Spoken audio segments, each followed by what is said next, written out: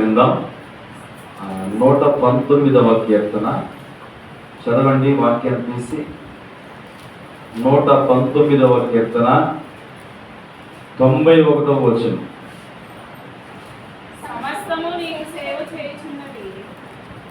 సమస్తమును నీకు సేవ చేయుచున్నవి, కావున నీ నిర్ణయము చొప్పున అవి నేటికి స్థిరపడి ఉన్నవి. చాలు. 119వ కీర్తన 91వ వచనం. దయచేసి మీ ఫోన్లను ఆఫ్ చేసి పక్కన పెట్టండి, స్విచ్ ఆఫ్ చేయండి, లేదా ఫ్లైట్ మోడ్లో పెట్టండి. ఫ్లైట్ మోడ్లో పెట్టేయండి, సైలెంట్లో కూడా వద్దు, ఫ్లైట్ మోడ్లో పెట్టేసేయండి. ఇక ఆ ఫోన్లు ఇవి మందిరంలోకి రాగానే రేపు 6 నుంచి నా ఫోన్ కూడా ఇవి నాకు నేను ఏదైనా చూసుకుంటూ వచ్చి వాక్యం చూసుకుంటా, అంతే, దానిలో వేరే ఏం చూడను. కాబట్టి మందిరంలోకి బయట రాకముందే మీరు అక్కడే స్విచ్ ఆఫ్ చేసేయండి. రాత్రి అయ్యి బయటకు వెళ్ళిన తర్వాత ఆన్ చేసుకోండి. పిల్లలను కూడా మీరు కంట్రోల్ పెట్టుకోండి. ఇప్పుడు ఈ పిల్లలతో పేరుకో తర్వాత కదా, కానీ పిల్లలతో ముచ్చలు పెట్టుకోవాకండి. ఆరాధన వాక్యం వినేటప్పుడు పిల్లల విషయం మీరు చూడబాకండి, మీరు వాక్యం మీద ధ్యాస ఉంచండి. ఇది మనం కొన్ని విషయాలు నేర్చుకుంటేనే, క్రమశిక్షణ ఉంటేనే ఆ క్రమశిక్షణ బట్టి దేవుడు చూస్తాడు. దేవుడు మనం దీవించడానికి మన క్రమశిక్షణ ఆధారం అయింది. కాబట్టి పాఠశాలకు వెళ్ళినప్పుడు ఎంత భయంతో టీచర్ ముందు, దేవాది దేవుడు పరలోకపు తండ్రి దగ్గరికి వచ్చినప్పుడు ఎంత భయంతో ఉంటాం మందిరంలో. కాబట్టి ఈ విషయాన్ని గుర్తుపెట్టుకుని భయం కలిగి బ్రతుకుతాం. ఇదే మన దీవెనకు కారణం. దేవుడు సన్నిధికి వచ్చినప్పుడు ఒక దైవ భయం మనం ఆవరించాలి. దేవుడు ఉన్నాడు, దేవుడు చూస్తున్నాడు, దేవుడు నన్ను గమనిస్తాడు, కాబట్టి నేను ఆయనకి భయపడాలి అనే ఒక భావన మీలోకి వచ్చి భయంతో ఉందాం. ఎలాగ మాట్లాడుకోవడం, లేకపోతే రకరకాలుగా ఉండడం అన్నీ కూడా మనం మానేసుకోవాలి. దేవుని సన్నిధిలో దేవునికి మహిమ తీసుకొచ్చే వారికి మనం బ్రతకాలి. మంచిది. దేవుని యొక్క వాక్యాన్ని మనం ధ్యానం చేసుకున్నాం. 119వ కీర్తన 91వ వచనంలో సమస్తమును నీకు సేవ చేయుచున్నవి, కావున నీ నిర్ణయం చొప్పున అది నేటికి స్థిరపడి. సమస్తం ఏం చేస్తున్నాయంట? దేవునికి నీ నిర్ణయం చొప్పున అవి నేటికి స్థిరపడి ఉన్నవి. ఎవరి నిర్ణయం అది? దేవుని నిర్ణయం. ఎఫెసీ పత్రికలో ఏం చెప్పబడతా ఉంది? జగత్తు పునాది వేయబడక ముందే ఆయన మనను తన ప్రణాళికలో నిర్ణయం చేసుకుని ఏర్పరచుకున్నాడు. నిర్ణయం అంటే ఏంటి చెప్పండి ఎవరైనా? నేను ఒక నిర్ణయం తీసుకున్నాను అంటాం కదా, అంటే అర్థం ఏంటి? నిర్ణయం అంటే ఏంటి? నేను ఒక మాటకు కట్టుబడి ఉంటున్నాను అని చెప్పడమే నిర్ణయం. ఇక నుంచి నేను ఇలా ఉండాలని అనుకుని నిర్ణయం తీసుకున్నా. ఈ 2024 సంవత్సరంలో జనవరి నెలలో 1వ తారీఖు 31st నైట్ కూడా మనము బయటికి అనకపోయిన చాలా మంది లోపల ఒక నిర్ణయాలు తీసుకుంటారు. దేవుని భయం కలిగిన వారు. ఒకలా భయం లేకపోతే వాళ్ళేం తీసుకురనుకోండి. భయం కలిగిన వారు ఆధ్యాత్మికంగా నేను ఇలా ఉండకూడదు, ఇలా ఉండాలనుకునేవారు నిర్ణయాలు తీసుకుంటారు. వీళ్ళగా ఆ నిర్ణయం తీసుకుని దానికి కట్టుబడి బ్రతికినప్పుడే దీవించబడతాం. మాట ఇవ్వడం తేలిక, ఇచ్చిన మాటను బట్టి బ్రతకడం చాలా కష్టం. కాబట్టి నువ్వు ఇవ్వడం ప్రాముఖ్యత కాదు, ఇచ్చిన దానికి కట్టుబడి బ్రతకడం ముఖ్యం. దేవుని పిల్లలమైన మనము ఈ రోజున దేవుని దగ్గర ఒక మంచి నిర్ణయాలు తీసుకుని బిడ్డలుగా ఉండాలి. నీ నిర్ణయము నీ జీవితాన్ని నిర్దేశిస్తుంది. నువ్వు తీసుకునే ఒక ఆత్మ సంబంధమైన నిర్ణయము నీకు ఒక పౌరుషం నేర్పిస్తుంది. నువ్వు తీసుకున్న ఒక మంచి దైవికమైన నిర్ణయము నిన్ను దైవికంగా ఆత్మలో ఎదగడానికి దోహదపడతా ఉంటుంది. కాబట్టి మన భక్తి అనే విధానము నీవు తీసుకుంటున్నా, నేను తీసుకుంటున్నా మంచి దైవిక నిర్ణయాల మీద ఆధారపడతా ఉంటుంది. నువ్వు దేవుని వాక్యం విన్న తర్వాత విన్న వాక్యాన్ని బట్టి నువ్వు ఒక నిర్ణయం తీసుకెళ్ళాలి. ఎక్కడి నుంచి బాగా అయ్యగారు చెప్పారు, ఈరోజు బాగా చెప్పారు సేవకులు అని అనుకుని వెళ్ళడం కోసం కాదు. నువ్వు దేవునితో ఒక ఒప్పందం, నీ మనసులో దేవునితో ఒక మాట, ఒక నిర్ణయం, దాన్ని మనము ఇచ్చేవారిగా ఉండాలి. అప్పుడే నీవు తీసుకున్న నిర్ణయము దేవుడు దానికి ఆమోదంగా ఉంటాడు, ముద్రను వేస్తాడు. నువ్వు ఇచ్చిన మాటకు నువ్వు కట్టుబడి బ్రతకడానికి ప్రయత్నిస్తూ ఉండాలి. ఒబేదేదోము ఇంటిలో మందసం ఉన్నప్పుడు తన ఇంటిల్లిపాది కూడా భయంతో బ్రతికారు దేవుని బిడ్డలారా. అంతకుముందు ఆ మందసం పట్టుకున్న ఉజ్జ చనిపోయాడు, ఊరందరూ చూశారు. ఒబేదేదోము కూడా విషయం తెలుసు. ఎట్లు కాలు జారి మందసం పడిపోతుంటే పట్టుకుని దాన్ని పడకుండా చూద్దామని ఉజ్జ దాన్ని ఆపితే దేవుని కోపం రగిలి ఉజ్జ అక్కడికక్కడ పడి చనిపోయాడు. అటువంటి భయంకరమైన ఆ మందస్సము, దేవుడు నివసించే మందస్సాన్ని ఒబేదేదోము తన ఇంటిలో తీసుకొచ్చి పెట్టుకున్నప్పుడు ఎంత దైవికంగా బ్రతికితే, ఎంత భయంతో బ్రతికి ఉంటే అతడు దేవుడు అతన్ని 3 నెలల్లో దీవించడం ప్రారంభించాడు.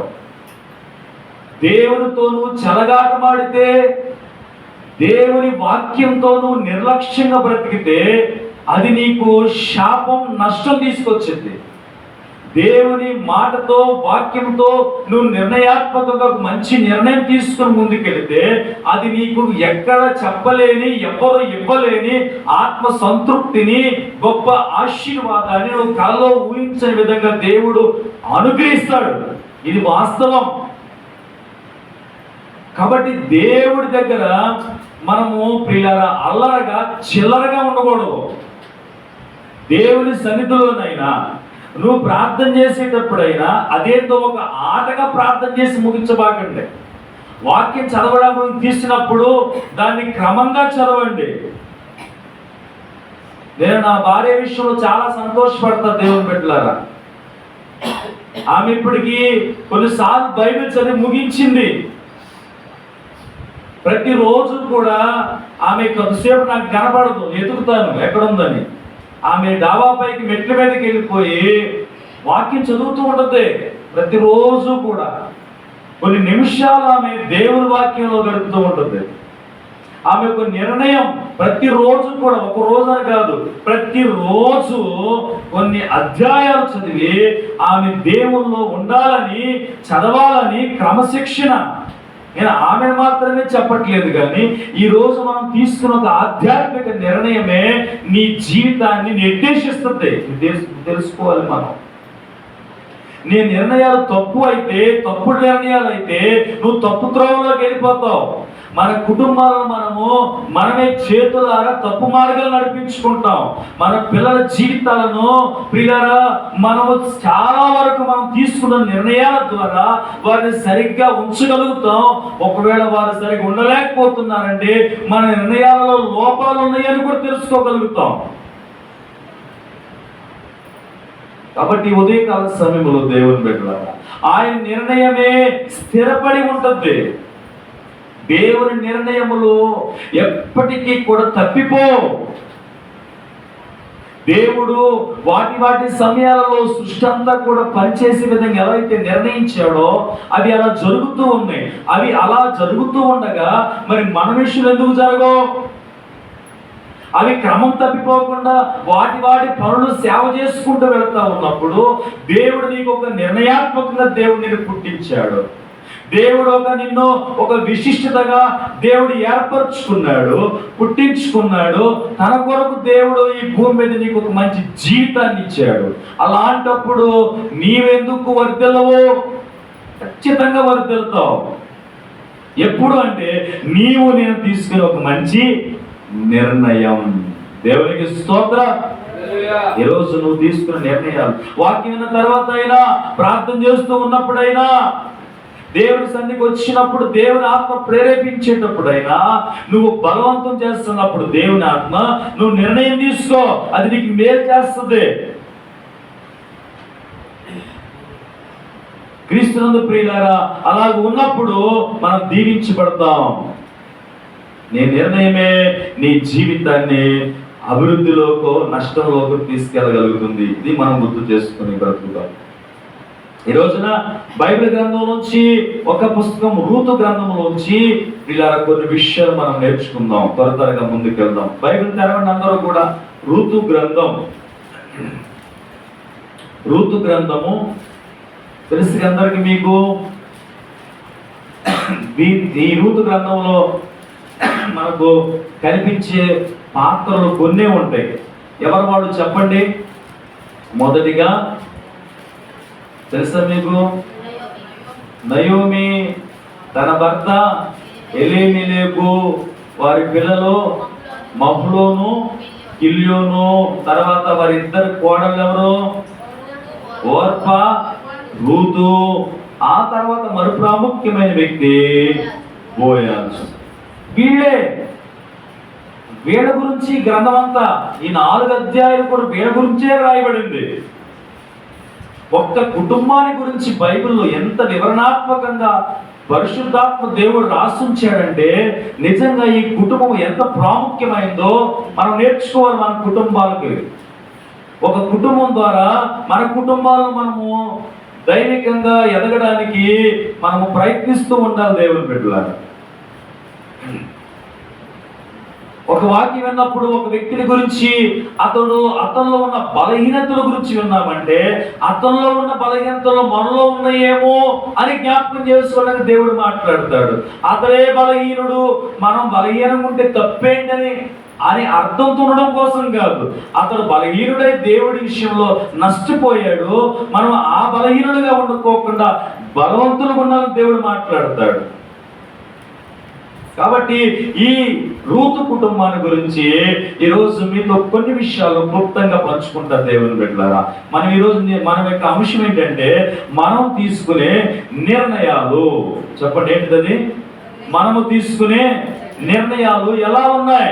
ఈరోజు ఈ రూతు గ్రంథంలో ఈ కుటుంబస్తులు తీసుకున్న నిర్ణయాలు వారికి ఎలా ఉన్నాయి, ఏం చేసినాయి, ఏ విధంగా లబ్ధి చేకూర్చుని, లేకపోతే ఏ విధంగా వారు నష్టపోయారు అనే విషయాలను ఈరోజు మనం కొన్ని విషయాలు నేర్చుకుందాం. మొదటి మాటగా 1వ అధ్యాయము 1వ వచనాన్ని మనం చదువుకుందాం. న్యాయాధిపతులు 7 దినముల యందు దేశంలో కరువు కలుగుగా, యూదా బెత్లెహేము నుండి ఒక మనుషుడు తన భార్యను తన 2 కుమారులను వెంట పెట్టుకుని మోయాబు దేశమునకు కాపురం ఉండుటకు వెళ్ళెను. ఎవరు ఈ వ్యక్తి అంటే చెప్పండి? ఎలీమెలెకు. చాలండి ప్రియులారా, ఇది ఎవరి గురించి చెప్పబడిందంటే, ఇంటికి యజమానుడు ఎవరు? భర్త. ఎవరండి? అవునా కాదా? ఇంటికి యజమానుడు ఎవరండి? భర్త. ప్రియులారా, కుటుంబానికి పెద్ద ఎవరు? పురుషుడే. మరి కుటుంబం అంతటికి హెడ్ ఎవరంటే పురుషుడు, భర్త. ప్రియులారా, యజమానుడు. అంతేకాదు, బైబిల్ చెప్తున్నమాట, భార్యకు శిరస్సు కూడా భర్తే. ఈరోజు ప్రియ దేవుని బిడ్డలారా, మన కుటుంబాలు దైవికంగా వృద్ధి చెందకపోవడానికి ప్రధానమైన కారణం ఏంటంటే, తలను పక్కన పెట్టాం మనం. ప్రియులారా, ప్రధానంగా దేవుడు కుటుంబానికి ఉంచిన యజమానుడును, భర్తను, పురుషుడును కుటుంబాలలో ఉన్నవారు ప్రక్కకు పెట్టడాన్ని బట్టి ఈ రోజు ఆ కుటుంబాలు విచ్ఛిన్నమైపోతా ఉన్నాయి. వాక్య విధి నేర్పు ఏంటంటే, ఇదిగో ఆ కుటుంబానికి యజమానుడు తలగా ఉండాలి. ఆ తలగా ఉన్న వ్యక్తి ఒక మంచి నిర్ణయాలు తీసుకోవాలి. తన కుటుంబానికి పిల్లరా ఆత్మ సంబంధంగాను, మానసికంగాను ధైర్యపరచడానికి, పిల్లల భౌతికంగా వారిని పిల్లరా ధైర్యంగా ముందుకు నడిపించడానికి కావలసిన నిర్ణయాలు ఒక ఇంటి యజమానుడు తీసుకోవాలి. పిల్లలకు భరోసా, భార్యకు భరోసా, కుటుంబానికి ఒక ధైర్యం ఎవరంటే భర్త, పురుషుడు. అతను తీసుకునే నిర్ణయాలు ఈరోజు ఆ కుటుంబం మీద ప్రభావం చూపుతూ ఉంటాయి. ఆ కుటుంబం ఉన్న వ్యక్తి సరే నిర్ణయాలు తీసుకోకపోతే ఆ కుటుంబం అంతా కూడా పతనస్థితికి వెళ్ళిపోతుంది. దేవుని బిడ్డలారా,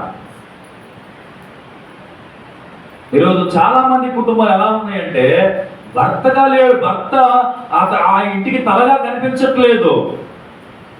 వీళ్ళ భార్యలు తలగా ఉంటున్నారు. స్త్రీలైన వారు అధికారాన్ని చేజిక్కించుకుంటూ ఉన్నారు. భర్తలను ప్రక్కన పెట్టే స్త్రీలు చాలా మంది కుటుంబాల్లో కనబడుతున్నారు. పెత్తనం అంతా వాళ్లే తీసుకుంటున్నారు.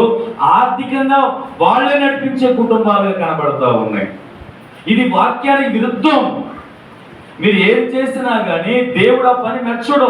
ఒకవేళ ఆ ఇంటి యజమానుడు తెలివి తక్కువ వాడే కావచ్చు, బలహీనుడే కావచ్చు, కానీ నీవు అతనికి ఎదురు చెప్తే, అతని మాట ధిక్కరిస్తే నీవు నీ దేవుని మాట ధిక్కరిస్తున్నావు. నీవు నీ భర్తగా ఎదురు చెప్పేది, నిన్ను సృష్టించిన సృష్టికర్త మాట ధిక్కరిస్తున్నావు. ఎందుకంటే దేవుడు చెప్పగానే చెప్పాడు, భార్యలారా మీ భర్తలు మీకు శిరసై ఉన్నాడు కనుక ఆయనకు లోబడి ఉండండి. నిర్ణయం ఏంటంటే, దేవుని నిర్ణయం ఏంటంటే పురుషుడుకు భార్య లోబడి ఉండాలి.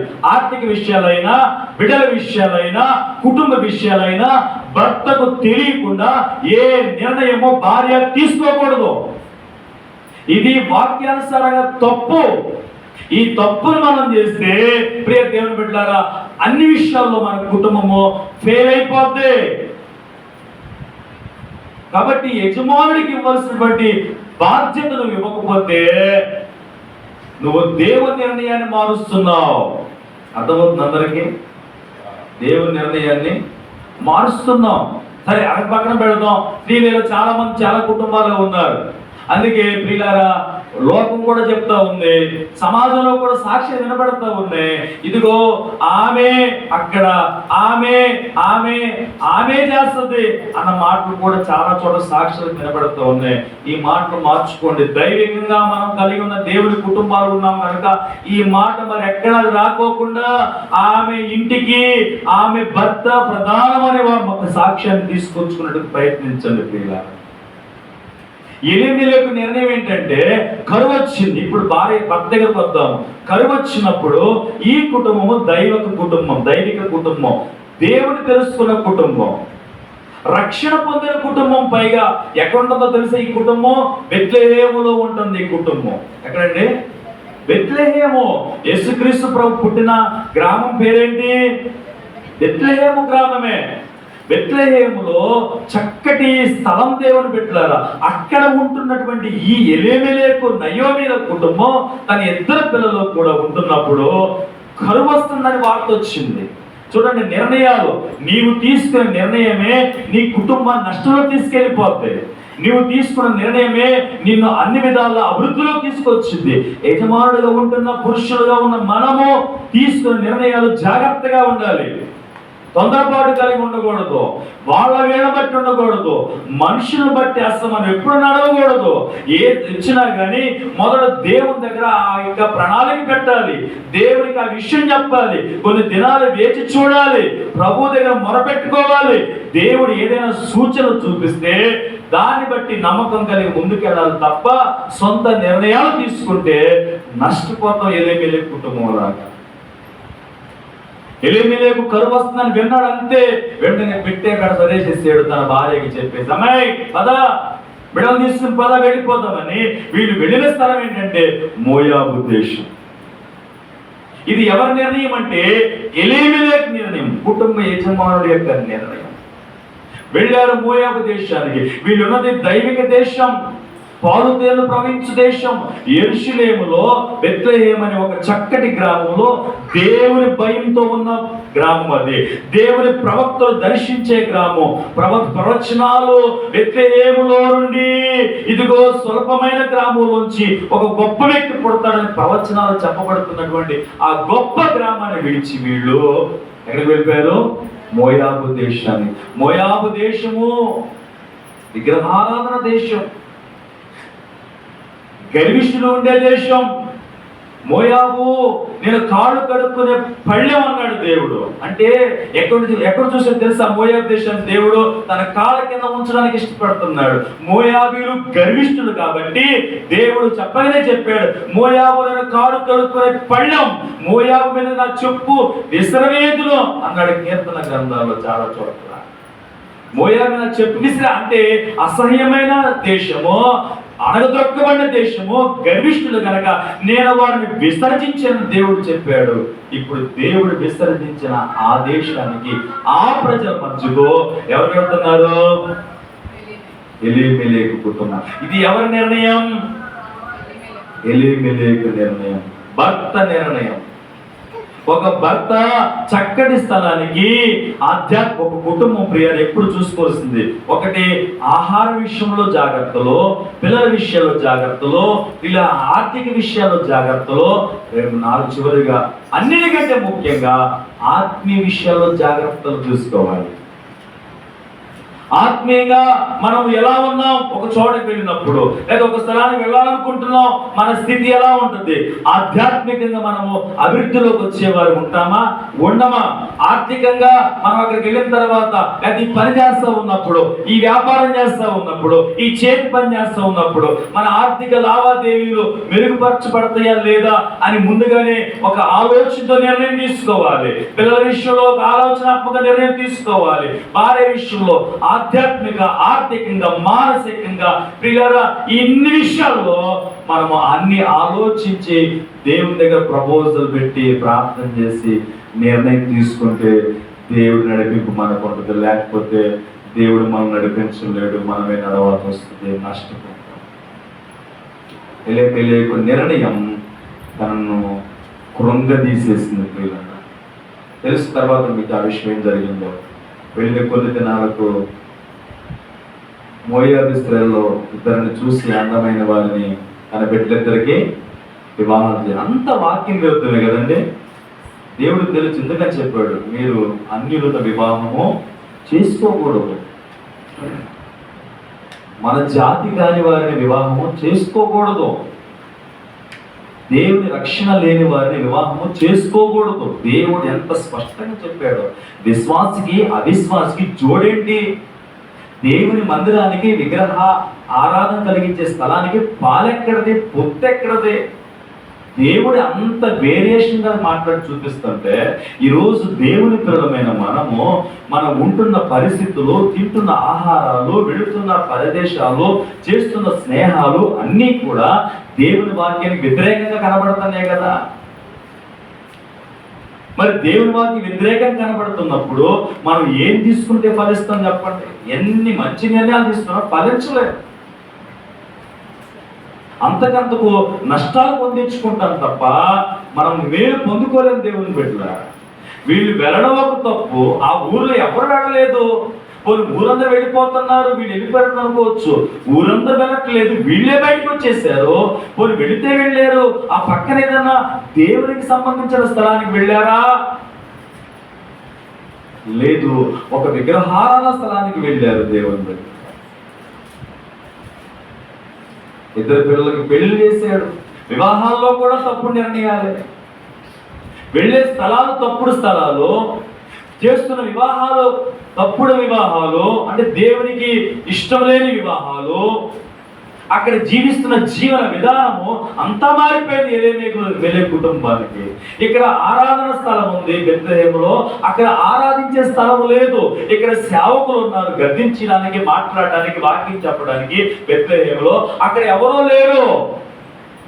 ఈరోజు నీవు కేవలం ఒక్కదాని మీద దృష్టి పెట్టబాక ప్రియులారా, కేవలము ధనము సంపాదిస్తాము అన్న దాన్ని పెట్టబాక. నువ్వు ఒక స్థలానికి వెళ్ళేటప్పుడు అక్కడ ధనం మాత్రం గురి పెట్టబాక. నీ ఆధ్యాత్మిక జీవితం బాగుంటుందో లేదో గుర్తుపెట్టుకో. నీ కుటుంబం ఆర్థికంగా మాత్రమే కాదు, ఆత్మ సంబంధాలు దేవుల్లో ఎదుగుతుందా, ఉంటుందా ఉండదా అనేది కూడా గుర్తుపెట్టుకుని వెళ్ళి ఎక్కడికి వెళ్ళినా కానీ అది మనకు ప్రాముఖ్యం. మనము ఆత్మీయులం, ఆత్మ సంబంధులం, దేవుని సంబంధులం. కాబట్టి మన నిర్ణయాలు తప్పైతే అంత బాధాకరమైన పరిస్థితి వచ్చేస్తే దేవుని బిడ్డలారా. ఇద్దరికి పెళ్లి చేశాడు, నేను ఒక తర్వాత ఒకరు ఇద్దరు కొడుకులు ఏమైపోయారు, చనిపోయారు. నష్టం. కొన్ని నష్టాలకి దేవుడు మౌనంగా ఉంటాడు. అసలు బాధ్యత కలిగి ఉండడు ఆయన, తీసుకోడు కూడా, కనీసం సమాధానం కూడా చెప్పడు. ఎందుకో తెలుసా?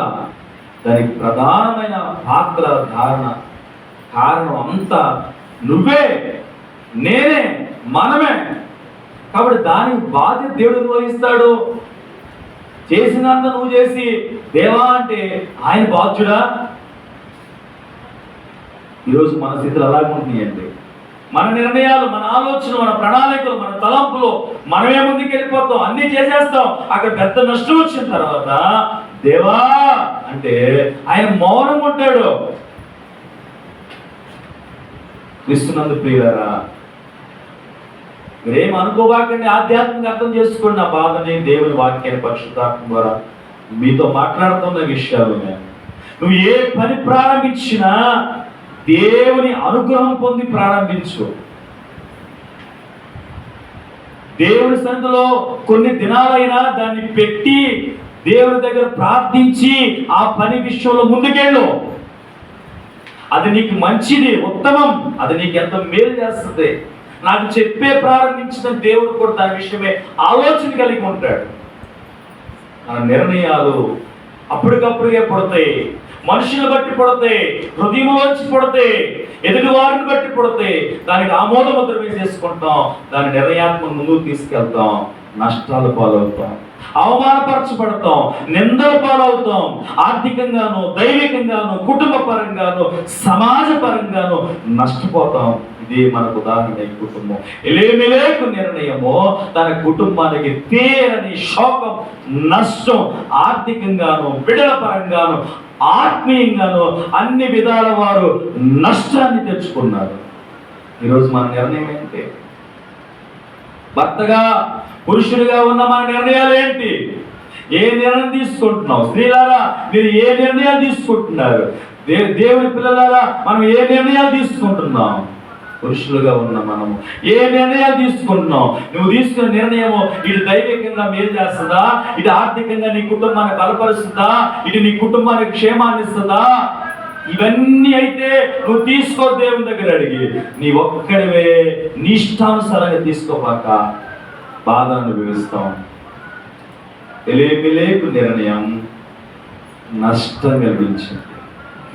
ఇప్పుడు మరొక మాట విందామా? ఇదే మొదటి అధ్యాయంలో చూడండి ప్రియులారా, 6వ వచనం.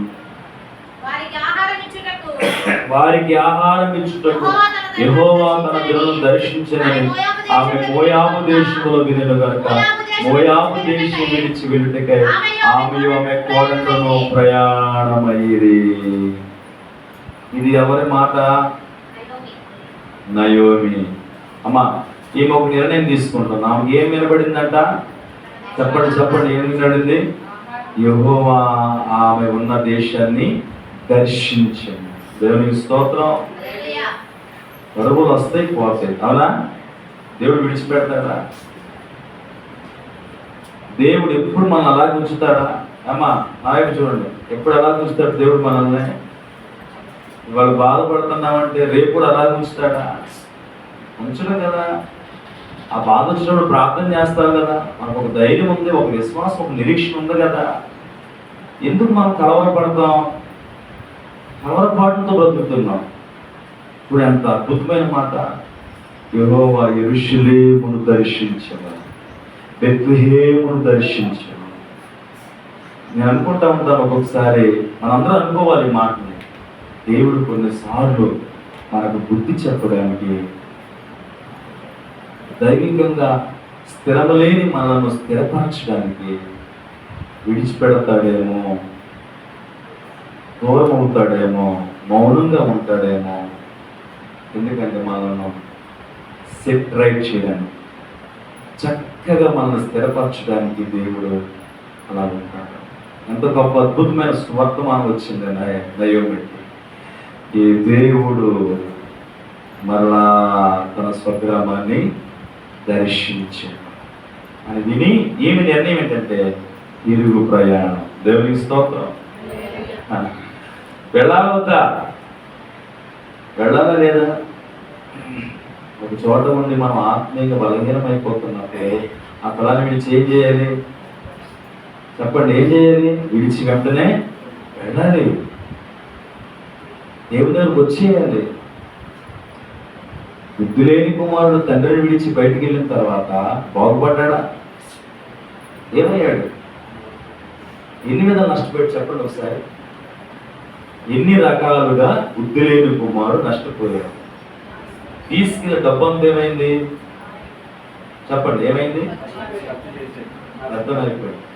తనతో పాటు వీళ్ళ స్నేహితులు ఏమయ్యారు? ఆహారం ఉందా? తండ్రి సహవాసం ఉందా? ఇల్లు ఉందా? ఆరోగ్యంగా ఉన్నాడా? ఇవన్నీ అతను నష్టపోయాడు. అప్పుడు అతనికి గుర్తొచ్చింది ఏంటంటే మొదటిగా అన్న తండ్రి. ఎవరో తండ్రి గుర్తొచ్చాడు. తండ్రి దగ్గర పనివాళ్ళు గుర్తొచ్చారు. పనివాళ్ళు అంట రోజు 3 సార్లు 3 పూటలు ఏం తింటున్నారు?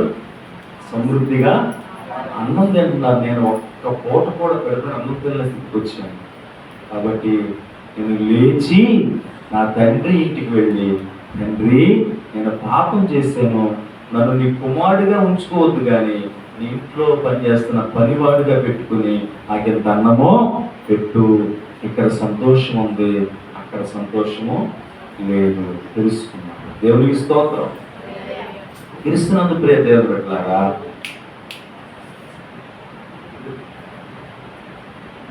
క్రీస్తునందు ప్రియ దేవుని బిడ్డలారా, మోయాబు దేశంలో నయోమి తెలుసుకుంది. ఎవరి గురించి? నష్టపోయినప్పుడే దేవుడి ప్రేమ మనకు అర్థమవుతుంది. నిన్ను పక్కన ఆత్మీయంగా ప్రేమించేవారు నీకు దూరం అయిపోతే, నిన్ను శరీరంగా బాధ పెట్టి వారు ఎక్కువైనప్పుడు ఏమైంది? ఎవరు గుర్తుకొస్తారు? నిన్ను ఆత్మీయంగా ప్రేమించే సేవకులు గుర్తుకొస్తారు, సంఘం గుర్తుకొచ్చింది, నీ యొక్క ఆత్మీయులు గుర్తుకొస్తారు. మరి ఎందుకని ముఖ్యంగా దేవుడు గుర్తుకొస్తాడు. నయోమి తీసుకున్న నిర్ణయం ఏంటంటే తిరుగు ప్రయాణం. తన తప్పు తెలుసుకుంది. ఏం చేస్తుందమ్మా? తప్పు చేయని వారు ఎవరు ఉండరు, కానీ తప్పు తెలుసుకున్నవాడే నీతిమంతుడు. నేను చేసిన తప్పు ఇక ఇలా చెయ్యకూడదు, చెయ్యను అని నిర్ణయం తీసుకున్నవారు నీతిమంతులు, వారు ధన్యులు అని బైబిల్ చెప్తా ఉంటాయి. బైబిల్ చెప్పే విధానాలు మనకు ఆశ్చర్యం కలిగిస్తాయి. ఘోరమైన పాపాలు చేసిన వాడు చివరికి వచ్చేసరికి తన పాపాల స్థితిని తెలుసుకుని పశ్చాత్తాపడినప్పుడు వాడు ధన్యుడైపోయాడు. బుద్ధి లేని కుమారుడు ఇంటికి వచ్చినప్పుడు ఇంట్లో పనుడిగా పెట్టుకున్నాడు. తండ్రి ఏ స్థానం ఇచ్చాడు అతనికి? తండ్రి కుమారుడు స్థానం ఇచ్చాడు. మాకు ఏదైతే ఇంట్లో తీసుకెళ్లి పోగొట్టు నష్టపరుచుకున్నాడో ఇప్పుడు తండ్రి మరలా అన్ని ఇచ్చాడు. దానికి కారణం ఏంటంటే తిరిగి వచ్చాడు గనక. దేవునికి స్తోత్రం. తిరిగి రావడం దేవుడి దగ్గరికి మనం నేర్చుకోవాలి. ఈ నయోమి నిర్ణయం ఏంటంటే నేను నా దేశానికి వెళ్ళిపోతాను, నా ప్రజల దగ్గరికి వెళ్ళిపోతాను, నా దేవుడు ఉన్న స్థలానికి వెళతానని నిర్ణయం తీసుకుని బయలుదేరింది. ఈరోజు మన నిర్ణయాలు ఇలా ఉండాలి. ఎలీమెలెకు నిర్ణయము కుటుంబాన్ని పతనానికి తీసుకెళ్ళిపోయింది. ఈరోజు నీ నిర్ణయం పతనం తీసుకెళ్ళేదుకుంటే ఈరోజు ఒకసారి దేవుని దగ్గర పరీక్షించుకో. నయోమి నిర్ణయము బుద్ధి తెచ్చుకుంది. నష్టపోయిన తర్వాతే మనకు బుద్ధి వచ్చింది. అంతేనండి. జరగవలసిందంతా చాలాసార్లు జరిగిపోయిన తర్వాత మనకు బుద్ధి వచ్చింది. కళ్ళు తెరవపడతాయి. నీకు అంతే, నాకు అంతే. మనందరికి అప్పుడే కళ్ళు తెరవబడుతుంది. ఎంత పని చేస్తానయ్యా, దేవుడి దగ్గర ఏడుస్తాం, మనుషుల దగ్గర ఏడుస్తాం. మనం చేసిన పొరపాటు ఏంటో మనకు అర్థమైంది. ఈ రోజున పర్వాలేదు, అర్థం అవ్వడమే కావాలి, తెలుసుకోవడమే కావాలి, దేవుడి దగ్గర పశ్చాత్తాపడమే కావాలి. నయోమి నిర్ణయం తిరుగు ప్రయాణం.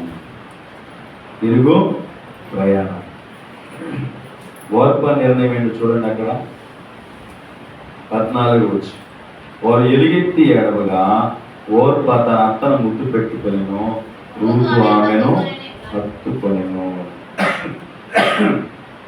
క్రీస్తునందు ప్రియ దేవుని బిడ్డలారా, ఓర్ప నయోమి చెప్పిందమ్మా, నేను మా దేశానికి వెళ్ళిపోతున్నాను, మీరు ఎవరికాల ఉన్నారు, మీకు ఇక్కడ పిల్లలు కూడా పుట్టలేదు కాబట్టి మీరు మీ అమ్మ నాన్న దగ్గరికి వెళ్ళిపోయి పెళ్లి చేసుకుని సంతోషంగా ఉండండి అని నయోమి అన్నప్పుడు ఓర్ప తన అత్తను ముద్దు పెట్టుకుని తిరిగి తన ఇంటికి తన అమ్మ నాన్న దగ్గరికి వెళ్ళిపోయి, ఓర్ప నిర్ణయం ఏంటంటే ఎక్కడికి వెళ్ళింది? మోయాబు దేశంలోనే తన అమ్మ నాన్న దగ్గరికి వెళ్ళిపోయి. ఈమె నిర్ణయం కరెక్ట్ అంటారా? చెప్పండి, కరెక్టేనా? మనకు కరెక్ట్ అనిపిస్తుంది, మనకు కరెక్ట్ అనిపిస్తుంది. కానీ తన అత్త విషయంలో ఆమె మెలకు కలిగి లేదు. తన అత్తను వెంబడించాలన్న ఆలోచన ఆమెకి రాలేదు. అన్ని సంవత్సరాలు తన భర్త తన అత్తతో ఉంది, కానీ తన భర్త చనిపోయేంత వరకు అత్తను గమనించింది, కానీ అత్త ఆధ్యాత్మికత ఆమె అర్థం చేసుకోలేకపోయింది. ఈ రోజున చాలాసార్లు మనం ఎదుటి వ్యక్తుల్లో ఉన్న బలహీనతల్ని చూస్తాం, కానీ ఎదుటి వ్యక్తులు ఉన్నటువంటి బలమైన జీవితాన్ని చూడడం. ఇదే మన వీక్నెస్. మన మీద ప్రభావం చూపించేది ఏంటంటే ఎక్కువ బలహీనతే. నాలో ఉన్న బలహీనతలు మీరు చూస్తారు, మీలో ఉన్న బలహీనతలు నేను చూస్తారు, కానీ మీలో ఉన్న బలమైన విషయాలు నేను గమనించను. నాలో ఉన్న ఆధ్యాత్మికంగా బలమైన విషయాలు మీరు గమనించరు. ఇదే మనం తెచ్చుకుంటున్న పెద్ద తప్పు, తెచ్చుకున్న తంట కూడా. ఓర్ప అంతకాలము నయోమితో ఉంది, కానీ ఆమెలో ఉన్న ఆమె వచ్చేసింది, ఆ ఊరు విడిచిపెట్టి తెలుసుకుంది, కానీ ఆమె కలిగి ఉన్న దేవుడు ఎవరు, ఆమె చేస్తున్నటువంటి భక్తి విధానాలు ఆమె ఏనాడు పట్టించుకోలేదు ఓర్ప. అందుకే విడిచి అడిగిపోయింది, తల్లిదండ్రులకు వెళ్ళిపోయింది. అంతే. ఆమె తీసుకున్న నిర్ణయము ఇక అంతటితో ఫుల్ స్టాప్. మా వింటున్నారా? ఇక చెప్పుకోవడానికి ఓర్ప గురించి ఇక బైబిల్ ఎక్కడ ఒక్క వచ్చిన కూడా రాయబడలేదు, ఎక్కడ రాయబడలేదు. ఆమె తీసుకున్న నిర్ణయమే ఆమె జీవితానికి ముగింపు పలికింది. ఈరోజు మనం తీసుకున్న నిర్ణయాలు కొనసాగించబడాలి, మన సాక్ష్యము పరిమళించాలి. మన నిర్ణయాలు అందరికీ ఆశ్చర్యం కలిగించాలి. చిన్న వయసు అయినా భలే చక్కగా కుటుంబాన్ని దిద్దుకుంటుంది. అత్త మామలు సంతోషించాలి కోడలను చూసి, వారి నిర్ణయాలను బట్టి. మాకంటే చాలా చిన్నది, ఇంత చక్కగా కుటుంబం నడిపిస్తుంది, మమ్మల్ని ఇంత బాగా చూసుకుంటుందని వాళ్ళు సంతోషపడాలి. ఈమె తీసుకున్న నిర్ణయాలను బట్టి ఆశ్చర్యం కలిగించాలి. ప్రియ దేవుని బిడ్డలారా, కోడలను బట్టి అత్తలు కూడా ఆనందపడాలి. మాకంటే చిన్నదైన చక్కగా కుటుంబాన్ని నెట్టుకొస్తుందని. అలాగే కోడలు కూడా అత్తమామలు చేసుకున్న నిర్ణయాలను బట్టి గౌరవించాలి. ఈరోజు ఎక్కడ ఉందంటే పరిస్థితులు అన్నీ కూడా వ్యతిరేకమైపోయినాయి. మన నిర్ణయాలు మనను తప్పు మార్గంలో తీసుకెళ్ళిపోయినాయి. మన కుటుంబాలు పతనావస్థకి అన్ని విధాల ఆర్థికంగా, ఆత్మీయంగా, మానసికంగా, కుటుంబ పరంగా అవమానించబడడానికి, నిందలు పడడానికి కారణం ఏంటంటే మన కుటుంబాల్లో ఉన్న మనము తీసుకుంటున్న దైవికత్వం లేని నిర్ణయాలే మనల్ని పాడు చేసేసి. ఓర్ప వెళ్ళింది, ఇక ఆమె చరిత్ర చెప్పడానికి ఏమి లేనే. నువ్వు దేవుని విడిచి వెళ్ళిపోతే ఇక నీ గురించి చెప్పుకోవడానికి ఏముండనే. అంతేనా కదా? దేవునికి దూరం అయిపోతే మన గురించి దేవుడు చెప్పలేడు, నీ కుటుంబం ఏం చెప్పలేదు, నీ సంఘం ఏం చెప్పలేదు, నీ పిల్లలు కూడా ఏం చెప్పలేరు. నీ చరిత్ర అక్కడితో ముగించుకున్నట్లే. ఓర్ప చరిత్ర అక్కడితో సమాప్తం. ఆమె నిర్ణయము వెళ్ళిపోవడానికి నిర్ణయం తీసుకుంది, వెళ్ళిపోయింది. ఇంకా పరిశుద్ధాత్మ దేవుడు ఆమె గురించి ఏమి ప్రస్తావించారు, తీసుకురాలి. 3వ వ్యక్తి అయిపోయింది. 4వ ఆమె రూతు. చెప్పండి, ఎవరన్నా? రూతు నిర్ణయం. రూతు నిర్ణయం చూడండి దేవుని బిడ్డలారా, పరిశుద్ధ గ్రంథంలో వచ్చి ఆమె చెప్తున్న మాట ఏమంటే 16వ వచనం,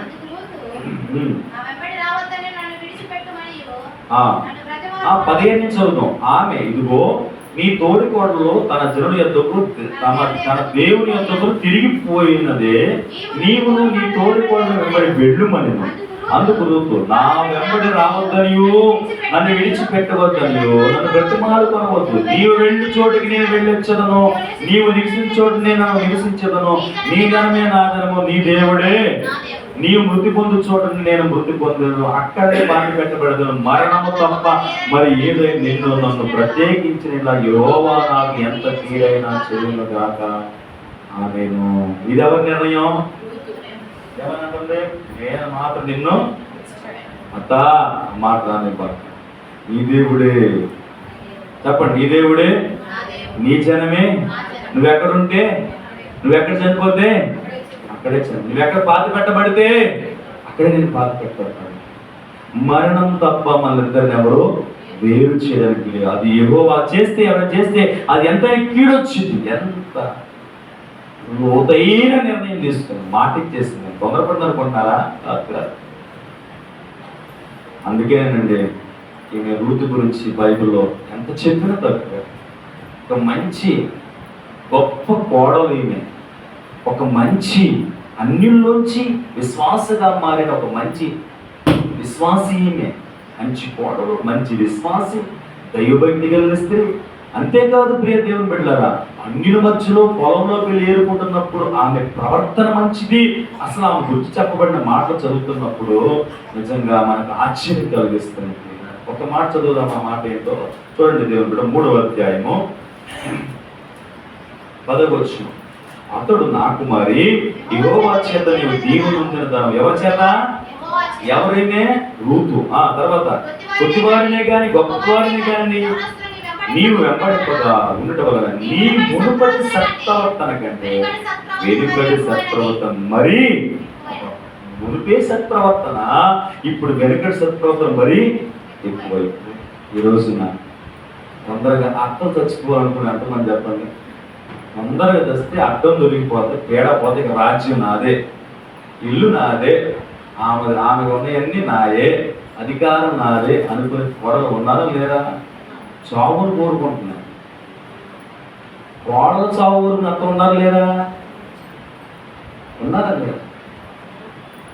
ప్రియ దేవుని బిడ్డలారా, వయసు పైపడతా ఉంది, నాకు కొంచెం మతిమరుపు వస్తూ ఉంది, బలహీనమవుతున్నాను. ఆమె ఎవరి కాలంలో ఉంది, పని చేసుకోగలుగుతుంది. ఒక ముద్ద తింటే పెడితే తిని ప్రభువును స్థితించుకుంటూ ప్రక్కన ఉందాం, వాళ్ళ విషయాలు మనకెందుకు, వాళ్ళకి అభ్యంతరకరం ఉండకూడదు అని ఆలోచించే అత్తలు కూడా ఈ రోజులు తక్కువైపోయారు.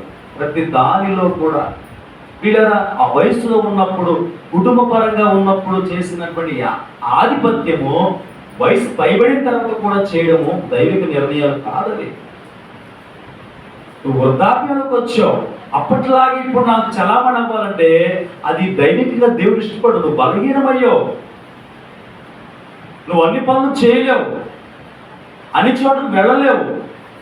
కాబట్టి నీ ఇంట్లో ఒక ఆధ్యాత్మిక వ్యక్తిగా వారికి సహకారం ఉంటూ, వారు చెప్పిన మాట వింటూ, నీవు ఒకవేళ చెప్పదలుచుకుంటే ఆత్మీయంగా ఒక మంచి సలహాలు చెప్తూ ఉండాలి తప్ప మనం నిర్ణయం తీసుకోవడానికి అవకాశం లేనే లేదు.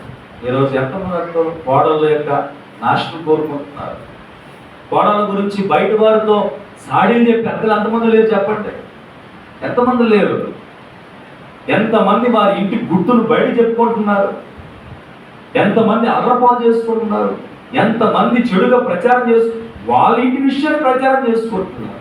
ఇది నష్టము ఆమె కాదు, నీ ఇంటికి నష్టం, నీ కుటుంబానికి నష్టం. తదుపరి ఇతరులు మిమ్మల్ని హేళంగా చులకనగా చూస్తారు.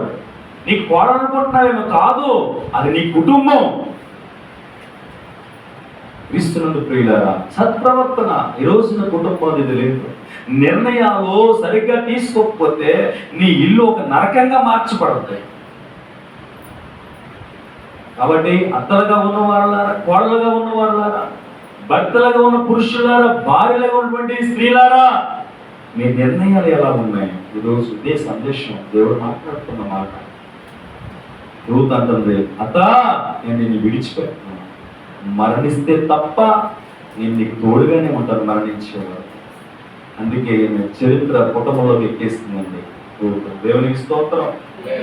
దైవికంగా దైవ సహవాసాన్ని కోరుకుంటే అత్త తప్పు తెలుసుకుంది కదా, తప్పు తెలుసుకున్న అత్తను వెంబడించిన దైవికుని బట్టి అత్త వెంబడించిన నయోమిని వెంబడించిన రూతు ఎక్కడికి వెళ్ళిందంటే యేసు ప్రభు జనన వంశావళి చరిత్రలో పెట్టింది. దేవునికి స్తోత్రం. క్రీస్తునందు ప్రియులారా, వేశ్య రాహాబు, అన్యురాలు రూతు.